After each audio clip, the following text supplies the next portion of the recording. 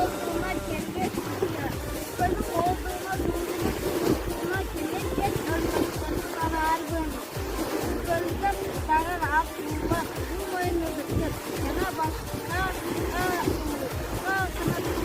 olanlar önce korkmaları. Artık oğullarına